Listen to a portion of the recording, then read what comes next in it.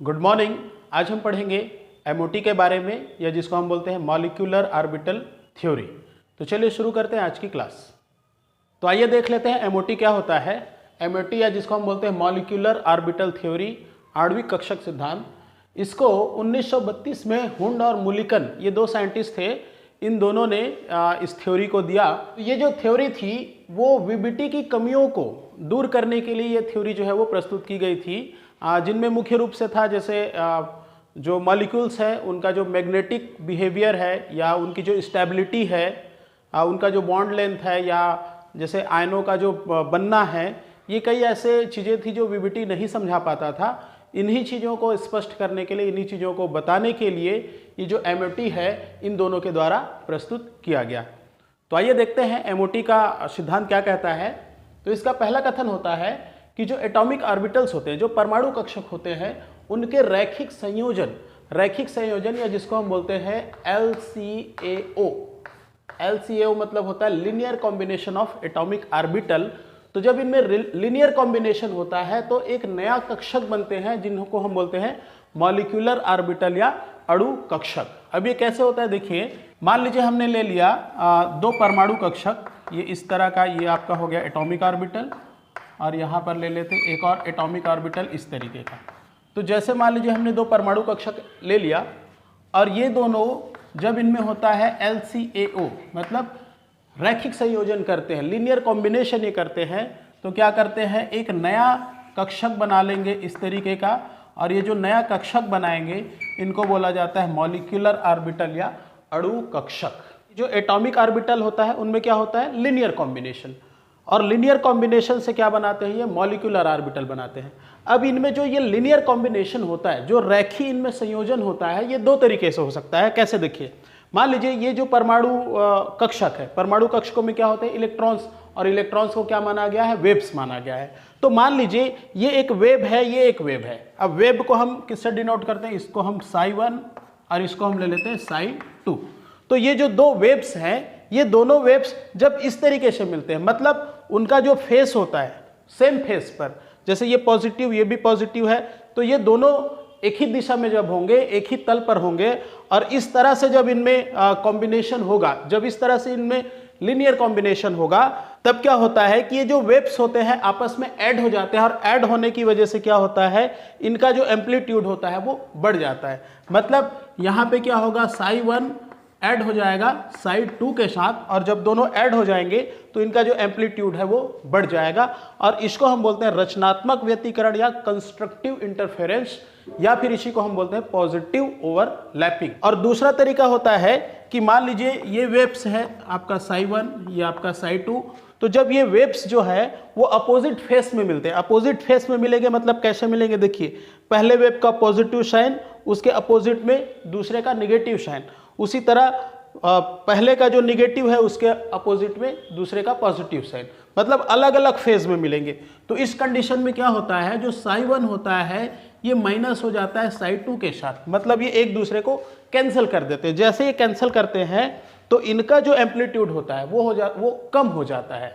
जैसे यहाँ पे psi1 माइनस psi2 होगा, अपोजिट डायरेक्शन में मिलेंगे, तो अपोजिट डायरेक्शन में मिलेंगे तो क्या करेंगे, एक दूसरे को माइनस करेंगे, कैंसिल करेंगे, तो इनका जो एम्पलीट्यूड है वो घट जाता है, कम हो जाता है, और इसको हम बोलते हैं विनाशी व्यतिकरण या डिस्ट्रक्टिव इंटरफेरेंस, या इसी को ही बोला जाता है ऋणात्मक या निगेटिव ओवरलैपिंग। और इसी के आधार पर इसमें दो अलग अलग तरह के मॉलिक्यूलर ऑर्बिटल्स बनेंगे। रैखिक संयोजन से जो मॉलिक्यूलर ऑर्बिटल बनते हैं, ये मॉलिक्यूलर ऑर्बिटल आपके दो तरीके के हो जाएंगे, एक BMO और एक होता है ABMO, बॉन्डिंग मॉलिक्यूलर ऑर्बिटल और एंटी बॉन्डिंग मॉलिक्यूलर ऑर्बिटल। जो बॉन्डिंग मॉलिक्यूलर ऑर्बिटल होते हैं इनकी जो ऊर्जा होती है जो पेरेंट ऑर्बिटल है उनसे कम होता है, बट ये अधिक स्थायी होते हैं। और ये कब बनेंगे, जब परमाणु कक्षकों में धनात्मक अतिव्यापन हो, पॉजिटिव ओवरलैपिंग हो, या फिर हम कह सकते हैं जब इनमें कंस्ट्रक्टिव इंटरफेरेंस होता है, जब इसमें समपोषी व्यतिकरण होता है, तब जो है आपका बनता है बॉन्डिंग मॉलिक्यूलर ऑर्बिटल। उसी तरह से जो एंटी बॉन्डिंग मॉलिक्यूलर ऑर्बिटल है इनकी ऊर्जा अधिक होगी पेरेंट ऑर्बिटल से, और ये कम स्थायी होंगे। ये कब बनेंगे, जब इनमें ऋणात्मक अतिव्यापन, मतलब जब इनमें निगेटिव ओवरलैपिंग होगी, निगेटिव ओवरलैपिंग, या हम कह सकते हैं जब इनमें डिस्ट्रक्टिव इंटरफेरेंस होता है, विनाशी व्यतिकरण जब इनमें होता है, तब बनता है आपका एंटी बॉन्डिंग मॉलिक्यूलर ऑर्बिटल।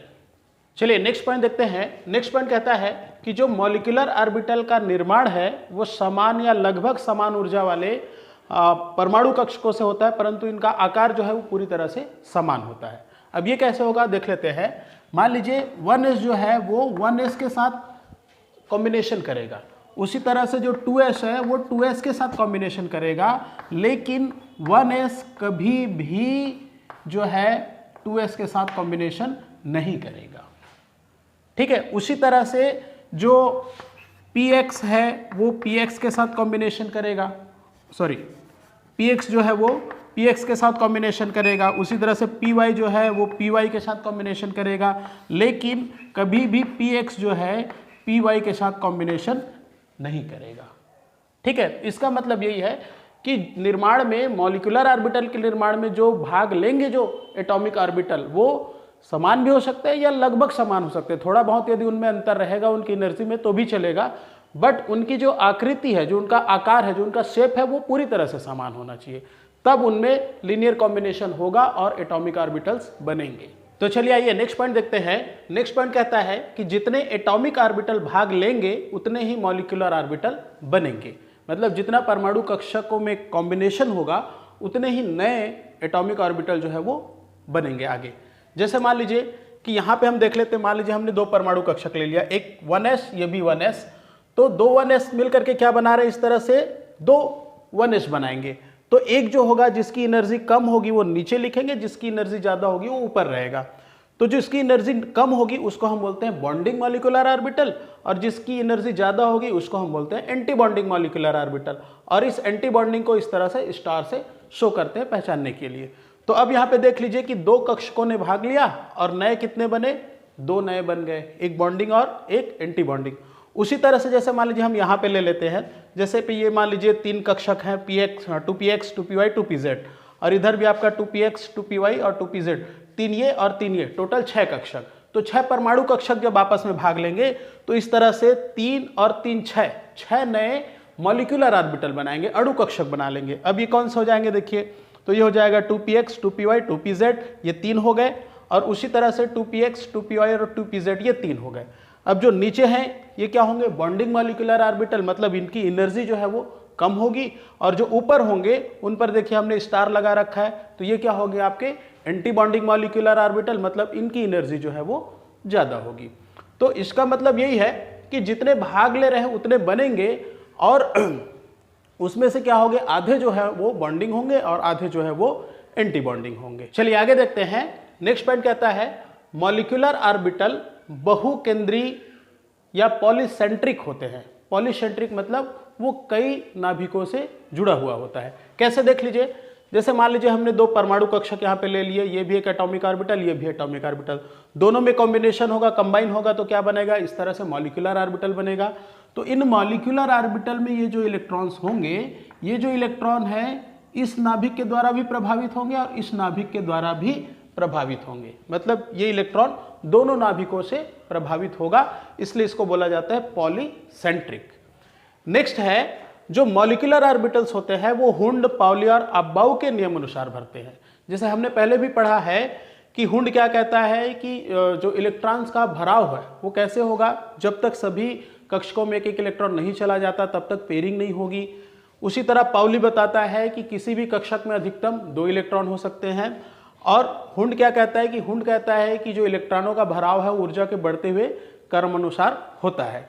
तो इन्हीं नियमों के आधार पर ही जो मॉलिक्यूलर ऑर्बिटल है वो भी भरता है। बट यहाँ पे परंतु जो n+l नियम है उसका ये पालन नहीं करते, कौन, मॉलिक्यूलर ऑर्बिटल।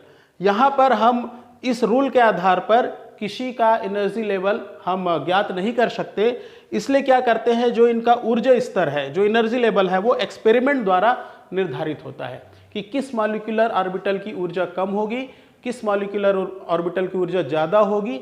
ये जो है सिर्फ और सिर्फ एक्सपेरिमेंट के द्वारा, प्रयोगों के द्वारा ही निर्धारित की जाती है। नेक्स्ट है, जैसे हम जो एटॉमिक ऑर्बिटल्स हैं उनका हम नामकरण कैसे करते थे, s orbital, p orbital, d, f, इस तरह से करते थे, मतलब उनका नाम हम s, p, d, f इस आधार पे करते थे। परंतु जो मॉलिक्यूलर ऑर्बिटल्स होते हैं उनका जो नामकरण है वो होता है सिग्मा, पाई, डेल्टा, इस तरीके का। ठीक है, थोड़ा सा यहाँ पे नामकरण में चेंज होता है। तो आइए देख लेते हैं सिग्मा मॉलिक्यूलर ऑर्बिटल कैसे बनते हैं। जैसे मान लीजिए इस तरह से दो s परमाणु कक्षक आपस में जब इनमें कंस्ट्रक्टिव इंटरफेरेंस होता है, कंस्ट्रक्टिव इंटरफेरेंस या जिसको हम बोलते हैं पॉजिटिव ओवरलैपिंग जब इनमें होगा तो क्या होगा, ये दोनों जो है वो इस तरह से एक बड़े लोब के आकार में बदल जाएगा और ये जो होगा, जो न्यूक्लियर एक्सिस होगा उसके चारों तरफ समान रूप से फैला हुआ रहेगा। अब यहाँ पे देखिए कंस्ट्रक्टिव इंटरफेरेंस हो रहा है, पॉजिटिव ओवरलैपिंग हो रही है, तो क्या बनाएगा, बॉन्डिंग मॉलिक्यूलर ऑर्बिटल बनेगा। प्लस देखिए इनमें ओवरलैपिंग कैसे हो रही है, हेड टू हेड हो रही है, तो हेड टू हेड हो रही है इसलिए ये सिग्मा बॉन्ड बनाएगा। तो अब इसका पूरा नाम क्या हो जाएगा, ये हो जाएगा आपका सिग्मा 1s और कैसा होगा, बॉन्डिंग ऑर्बिटल होगा। दूसरी तरफ यदि हम देखें, जैसे मान लीजिए 2s कक्षक ले लेते हैं, परमाणु कक्षक, और इनमें डिस्ट्रक्टिव इंटरफेरेंस हो रहा है। डिस्ट्रक्टिव इंटरफेरेंस या इसको बोल सकते हैं कि इनमें निगेटिव ओवरलैपिंग हो रहा है। जब निगेटिव ओवरलैपिंग होगा तब क्या करते हैं, ये इस तरह से इनकी जो आकृति है वो इस तरह से हो जाएगी। ये जो नोडल पॉइंट है बीच में, ये जो डॉट दिख रहा है उसको हम नोडल पॉइंट बोलते हैं। ये नोडल पॉइंट के दोनों तरफ इस तरह से समान रूप से ये फैल जाएंगे। और चूंकि यहाँ पे डिस्ट्रक्टिव इंटरफेरेंस हो रहा है तो क्या बनाएगा, एंटी बॉन्डिंग मॉलिक्यूलर ऑर्बिटल बनाएगा। ऐसा ऑर्बिटल बनाएगा जिसकी एनर्जी क्या होगी, ज्यादा होगी। और साथ ही देखिए ओवरलैपिंग कैसा हो रहा है, हेड टू हेड हो रहा है, इस तरह से हेड टू हेड हो रहा है, तो ये क्या बनाएगा, सिग्मा बॉन्ड बनाएगा।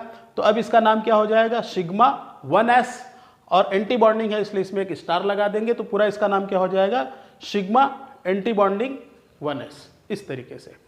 उसी तरह से दूसरा यदि हम पी कक्षकों में देखें तो दो पी कक्षकों में जब कंस्ट्रक्टिव इंटरफेरेंस होगा तब क्या होगा, इनकी संरचना हो जाती है इस तरह से।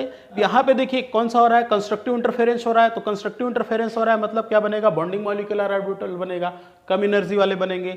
और यहाँ पे ओवरलैपिंग कैसे हो रही है, कोएक्सियल ओवरलैपिंग हो रही है, तो जब कोएक्सियल ओवरलैपिंग हो रही है तो क्या बनाएगा, सिग्मा बॉन्ड। तो अब इसका पूरा नाम क्या हो गया, कौन सा कक्षक है भाई, ये 2pz है, तो इसका पूरा नाम क्या हो गया, सिग्मा 2pz। उसी तरह से यदि मान लीजिए हम ले लेते हैं 2pz, अब यहाँ पे मान लीजिए निगेटिव ओवरलैपिंग हो रहा है या इसको बोलते हैं डिस्ट्रक्टिव इंटरफेरेंस हो रहा है, मतलब वेव फंक्शन जो होता है वो अलग अलग फेज में कंबाइन हो रहा है। अलग अलग फेज में जब कंबाइन होंगे तब इनकी संरचना हो जाएगी इस तरीके का। और यहाँ पे देख लीजिए, यहाँ पर भी ओवरलैपिंग कोएक्सियल है इसलिए ये भी सिग्मा बनाएगा। और कक्षक कौन सा है भाई, 2pz, तो ये हो गया आपका सिग्मा 2pz। अब यहाँ पे डिस्ट्रक्टिव इंटरफेरेंस है मतलब ये इनकी एनर्जी ज्यादा होगी, ज्यादा एनर्जी मतलब एंटी बॉन्डिंग मॉलिक्यूलर ऑर्बिटल। तो इस तरह से बनते हैं आपके सिग्मा मॉलिक्यूलर ऑर्बिटल, बॉन्डिंग और एंटी बॉन्डिंग। इसके बाद हम देख लेते हैं पाई मॉलिक्यूलर ऑर्बिटल्स। तो इसी तरह से यदि हम पाई मॉलिक्यूलर ऑर्बिटल में देखें तो पाई मॉलिक्यूलर ऑर्बिटल कैसे बनेंगे, उनका शेप क्या होगा। जैसे मान लीजिए हमने ले लिया 2px, दोनों में यदि पॉजिटिव ओवरलैपिंग या कंस्ट्रक्टिव इंटरफेरेंस यदि होगा तब ये क्या होगा, देखिए ये जो मॉलिक्यूलर ऑर्बिटल है वो न्यूक्लियर एक्सिस के ऊपर और नीचे इस तरह से फैल जाएंगे। इसका नाम क्या हो जाएगा, तो इसका नाम देखिए, तो यहाँ पर ओवरलैपिंग कैसे हो रही है, इस तरह से ओवरलैपिंग हो रही है, मतलब साइड वाइज ओवरलैपिंग हो रही है, साइड वाइज ओवरलैपिंग हो रही है, इसलिए क्या बनेगा, पाई बॉन्ड बनेगा।